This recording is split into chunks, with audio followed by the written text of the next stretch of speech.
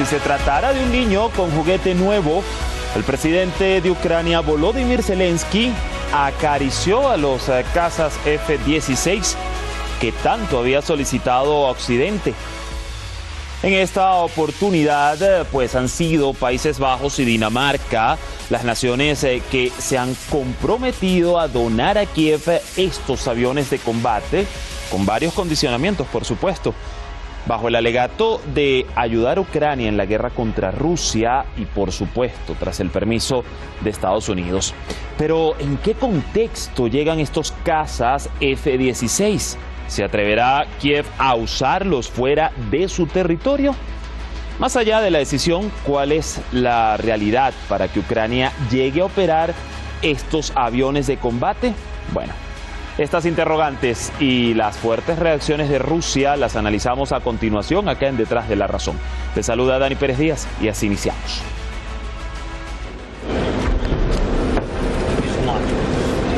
El presidente de Ucrania, Volodymyr Zelensky, ha completado esta semana uno de sus viajes relámpago más beneficiosos desde que Rusia comenzó su operación militar especial el 24 de febrero de 2022. Países Bajos y Dinamarca se han comprometido a la entrega de 61 aviones de combate F-16 solicitados desde hace meses por Kiev para hacer un supuesto cambio de juego en su conflicto con Rusia. Today we can announce that the Netherlands and Denmark commit to transfer F-16 aircraft to Ukraine and the Ukrainian Air Force, in close cooperation with the United States and other partners, once the conditions for such a transfer have been met. Así, Ucrania recibirá de Países Bajos un total de 42 cazas F-16 y Dinamarca destinará un total de 19 aparatos en 3 partidas. Los 6 primeros cazas se le entregarán a Kiev este 2023, mientras que el próximo año se entregarán otras 8 unidades y 5 más al siguiente.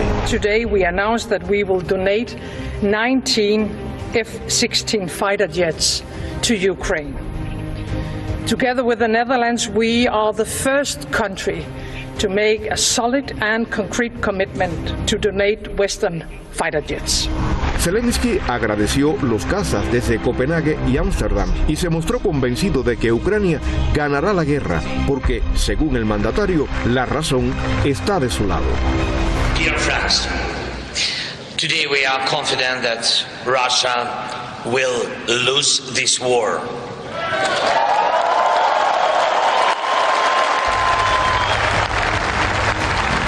Rusia, desde el primer día, había advertido que considerará la aparición en Ucrania de cazas F-16 como una amenaza en el ámbito nuclear.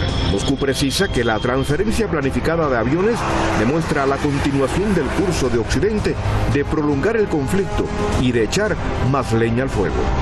Игра с огнем. Здесь никаких сомнений быть не может. Надеюсь, что разумные люди все-таки будут отходить от безоглядной поддержки неонацистского режима, который сам Запад и создал. Para el Kremlin, el envío de cazas supone un grave peligro de que la OTAN se vea arrastrada aún más a este conflicto armado. El presidente ruso Vladimir Putin ya ha alertado de que los F-16 arderán en Ucrania si Occidente sigue equipando a Kiev. Танки горят. Несколько танков уничтожено, и это в том числе леопарды. И вчера было то же самое. И вчера были леопарды. Они горят. Также будут гореть и F-16. Сомнений нет. Putin aseguró que el tema de los F-16 se trata de un gran riesgo, de una mayor implicación de la Alianza Atlántica en el conflicto ucraniano y afirmó que Rusia tendrá que plantearse cómo y dónde eliminarlos si finalmente son utilizados por las fuerzas de Kiev.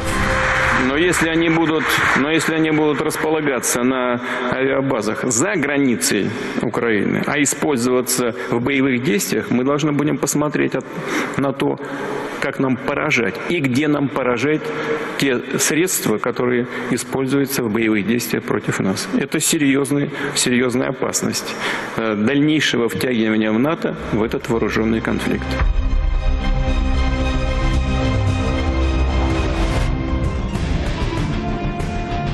Así las cosas, ahí el contexto y las reacciones a lo acontecido tras esta decisión y los cazas de combate F-16 para Ucrania. Gracias al equipo de redacción y producción por el material. Nosotros vamos a presentar a nuestros analistas antes de dar paso a el análisis. Hoy nos estará acompañando Enrique Refollo, analista político, analista internacional, experto en temas de Eurasia y Europa del Este. Nos acompaña desde Madrid, España.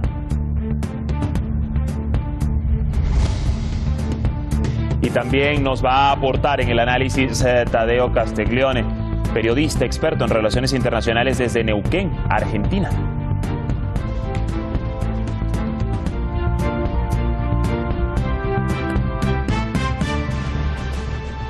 Ya conectados con nosotros, les damos rápidamente la bienvenida. Enrique, gusto saludarte. ¿Cómo estás?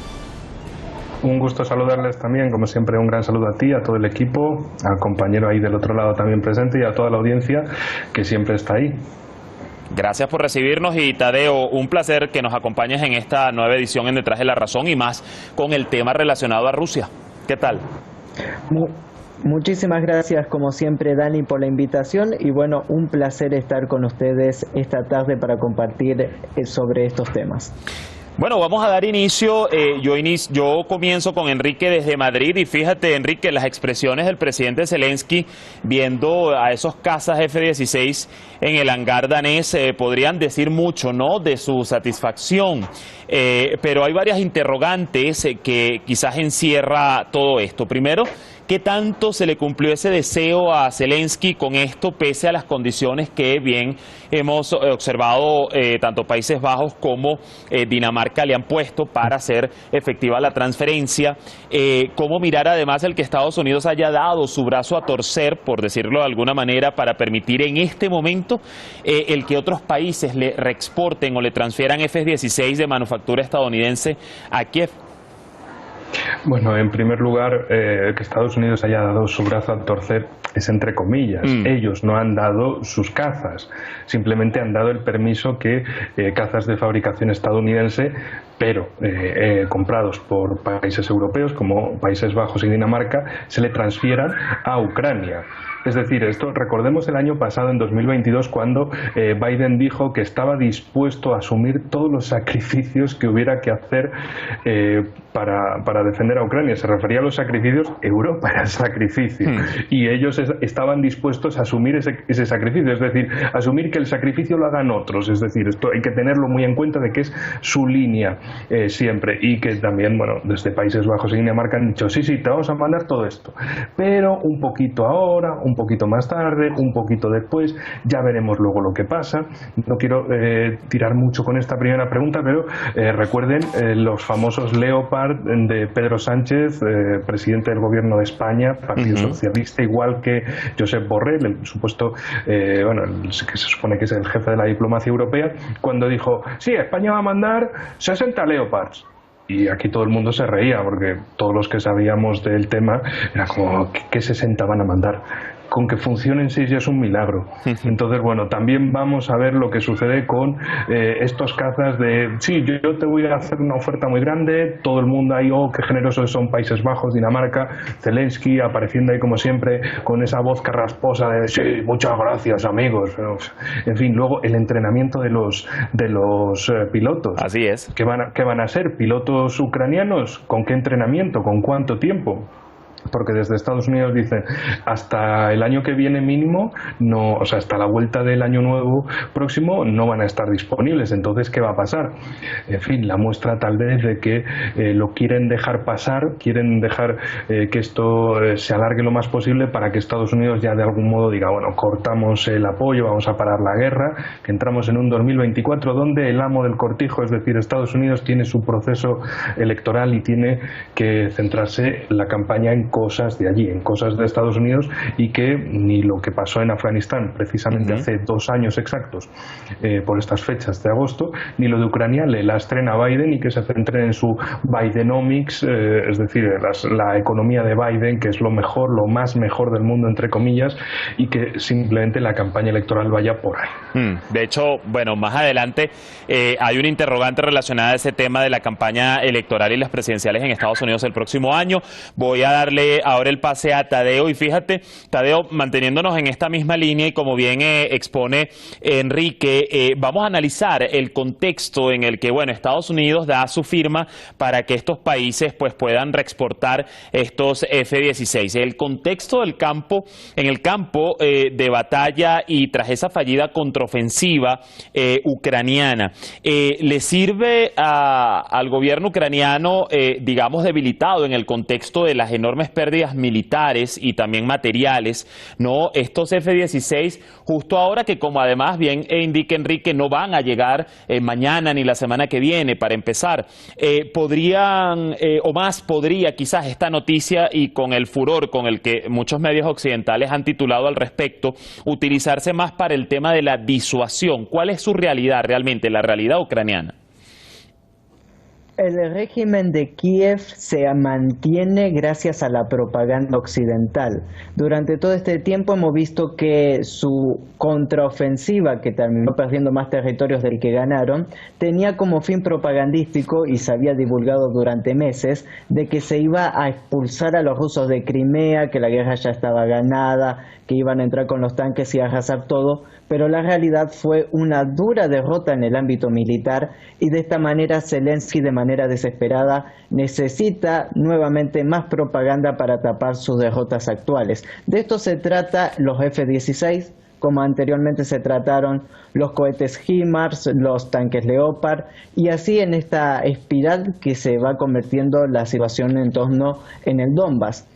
Sobre la situación es bastante interesante porque estos aviones F-16, como bien mencionaba Enrique, se van a dar a cuentagotas, aviones de una calidad bastante que deja que desear, y que además no tienen una operabilidad en superioridad aérea para enfrentar a la aviación rusa, por lo cual de alguna u otra manera esto ha servido con fines claramente propagandísticos, y si se llegan a utilizar con suerte de manera eficaz en el campo de batalla, va a suceder casi lo mismo que han hecho con las bombas de racimo que se le han entregado, los cuales terminan atacando a la población civil, como bien ha demostrado el régimen de Kiev, y casi en una actitud terrorista. Los ataques contra la población civil en lo que se han destacado y no han tenido grandes resultados en el frente de batalla. Probablemente los F-16 repitan la historia, que sean más un arma para exacerbar el terror en la población local y no representen ningún cambio en el frente de batalla. Sí, fíjate que has dejado allí sobre la mesa el análisis, pues un punto al que iba mi siguiente interrogante con Enrique, y que tiene que ver con la calidad o la efectividad de estos F-16 específicamente. Fíjate, Enrique, según ha publicado el medio Sputnik, los cazas que serán transferidos a Ucrania fueron introducidos a finales de la década de 1970. Se han producido más de unas 4.600 unidades de este tipo de caza, que se exportó además a más de 2 docenas de países de todo el mundo durante casi 50 años desde su creación. Tú me corregirás o no, pero a nivel militar y de fortaleza, ¿qué tanta fuerza, quizás vale la pena poner en contexto, tienen estos F-16 en comparación a las más modernas tecnologías del mismo aparato y al arsenal que tiene Rusia al respecto?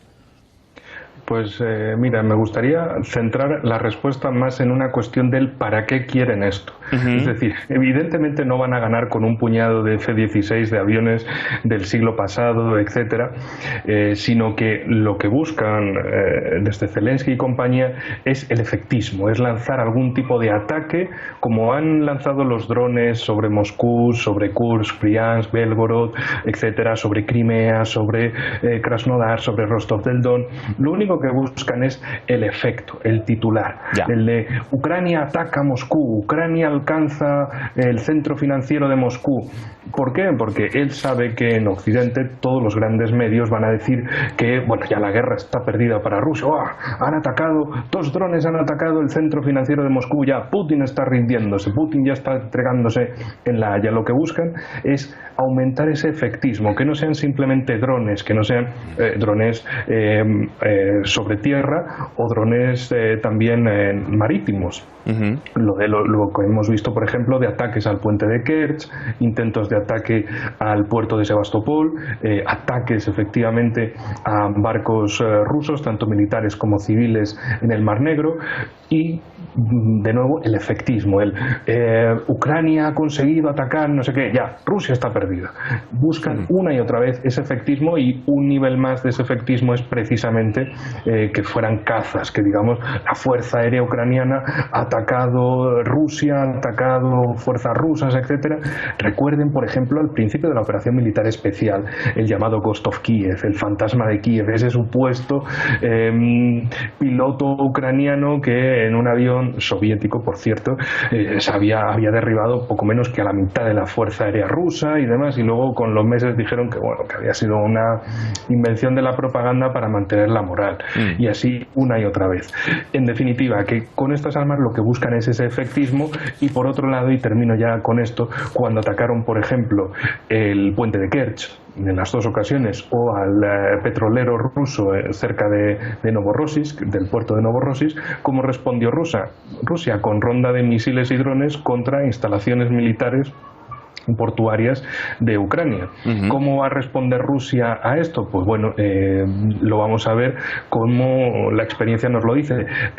Precisamente aquella munición de uranio empobrecido, aquel almacén que los rusos reventaron en Khmelnytsky, de eso no se ha vuelto a hablar. Sí. No ha vuelto a aparecer la cuestión de las municiones de racimo.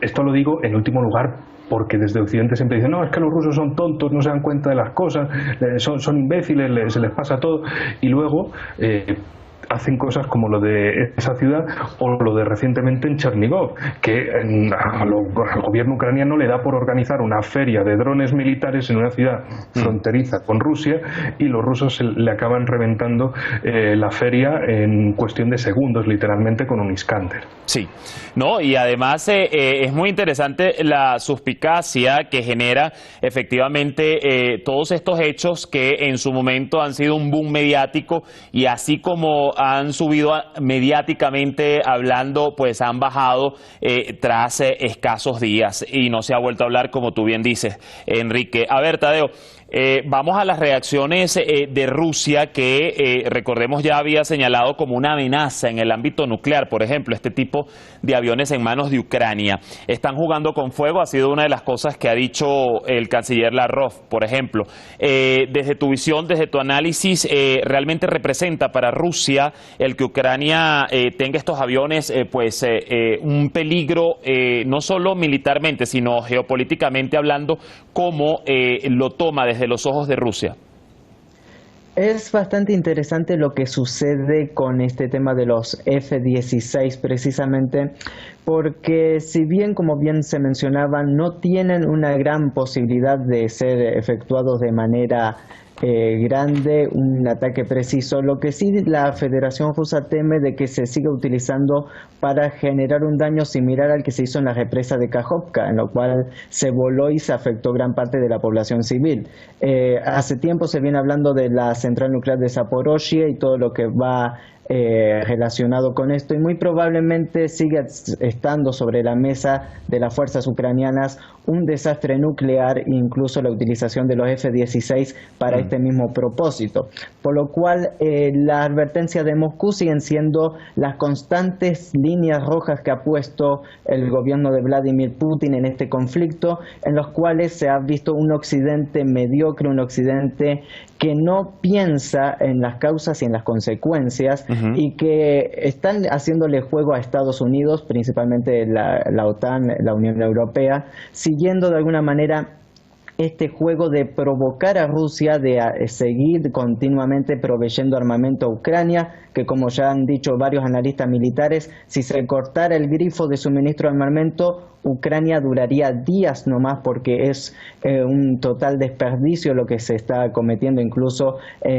con las toneladas de armamento que se pierden por día, y la falta también de profesionalismo dentro de las fuerzas ucranianas, más allá también de los casos de corrupción. De esta manera, el peligro para Moscú sigue siendo que se sigue violando las líneas rojas, que se sigue enviando armamento, y que a la misma vez el régimen de Kiev podría utilizar este armamento para seguir atacando puntos de infraestructura críticos para generar cierto daño a la población y a la Federación Rusa. Es interesante mencionar un punto sobre esto, es que los países europeos, como vimos el Reino de Países Bajos y Dinamarca, son obligados a vender estos F-16 a cambio de comprar los F-35 a Estados Unidos, lo cual es todo este panorama tiene que ver mucho también con la industria armamentística y con las ganancias de Lockheed Martin en todo este conflicto también. Y esto es un dato muy interesante, Tadeo, porque allí estaría la respuesta de por qué en este momento Países Bajos y Dinamarca son los que, o los elegidos, ¿no? Digámoslo de alguna manera, para hacer esta reexportación de F-16 estadounidenses a Ucrania. A ver, Enrique, ya estamos en la recta final, con escaso tiempo, y 2 puntos en uno. Te pregunto, ¿qué garantías hay de que en su desesperación Ucrania cumpla con este requisito, ¿no?, de que solo puede usar los F-16 dentro de su propio territorio? Y ya para cerrar brevemente, desde la lógica geoestratégica y monetaria, ¿hasta qué punto a Occidente le conviene provocar más o extender más el conflicto, estando por un lado una Europa tan afectada en sus reservas armamentísticas? Y ahí es donde te pregunto lo que al principio nos decía, ¿será aguantar un poco más a las presidenciales de Estados Unidos en 2024? Recuerden lo que pasó en 2022, básicamente para seguir con un detalle que comentaba Tadeo. Que Estados Unidos, que Países Bajos y Dinamarca le regalen los F-16 a Ucrania, y a cambio que pasen por caja y que compren los F-35 a Estados Unidos, y así que la economía de Estados Unidos siga girando. Eso mismo hicieron con países de la Europa central y oriental, de ese armamento soviético que tenéis ahí, dáselo a Ucrania, dáselo todo, pero luego venid con el tío Sam, y vais a comprar nuestro superarmamento tecnológico, que no es solo la compra del armamento, es también es decir, no es llegar y comprar una cosa, sino es comprarla durante un tiempo, y comprar los repuestos, el mantenimiento, exacto. Es decir, es un contrato a medio plazo, no es un llegar, compro y ya está, y abrir y usar, sino que lleva mucho más. Entonces, en este caso también lo que ha habido, por ejemplo, recientemente es desde Alemania el anuncio de 5.000 millones de ayuda anual de Alemania para Ucrania. Lo cual a Polonia tampoco le ha sentado bien, porque Polonia tiene su agenda, sus intereses respecto a la Ucrania occidental, la Ucrania que antes de la Segunda Guerra Mundial estaba del lado polaco y después del 45 está en el lado ucraniano, eso que durante mucho tiempo fue polaco, en fin, todas esas cuestiones, esas tensiones internas dentro de Europa. En fin, en el lado europeo es como vamos a seguir mandando, la Unión Europea, la Unión colonial europea, sin pensamiento propio, dejándose llevar, dejándose arrastrar a un conflicto que está aquí, está en Europa, no está en Estados Unidos. Y Estados Unidos cada vez ya diciendo, incluso qué pasaría si Zelensky muriera, ya como avanzando la profecía que dentro de poco podría verse cumplida, intentando cerrar ya ese círculo y decir, lo de Ucrania ya lo dejamos, porque Estados Unidos es quien más ha invertido en llevarse los restos de Ucrania, y eso es lo más importante. Lo que quieren es parar ya, antes de que lo de Ucrania sea un desastre, antes de que los rusos lleguen a todo el Dnieper, y entonces ¿qué va a pasar? Lo que quieren es que la guerra termine antes de un desmoronamiento total de las fuerzas armadas de Ucrania, quedarse con esos restos, decirle, Rusia, quédate ahí con Crimea, con lo que ya tienes, y ya lo dejamos ahí. dejamos esto, y el resto ya va a ser un protectorado estadounidense en toda regla en el siglo XXI. Es decir, vamos a ver un colonialismo salvaje respecto a Ucrania, un tratamiento de su población como vulgar mano de obra barata, sea dentro de Ucrania, sea de otros países, y un expolio de recursos naturales. Un tema, Enrique. Así es, un tema que definitivamente nos da para el análisis mucho mayor. El tiempo se nos fue, pero seguro nos reencontraremos nuevamente acá para medir el pulso de lo que siga aconteciendo allí entre Ucrania, Occidente, la OTAN y Rusia, por supuesto. Les agradezco a ambos, Enrique, y también a ti, Tadeo. Hasta un próximo análisis. Que estén muy bien. Muchísimas gracias. Gracias a ustedes. Allí pues el análisis de nuestros expertos. Cerramos este tema. Mañana proseguimos con más análisis. El presidente de Irán, Sayed Ebrahim Raisi, ha advertido que las Fuerzas Armadas de su país cortarán las manos de quienes piensen agredir a la nación. Esto luego de ser presentado un nuevo avión no tripulado que aportará aún más capacidad al poderío defensivo de la República Islámica. Buena jornada, les esperamos mañana.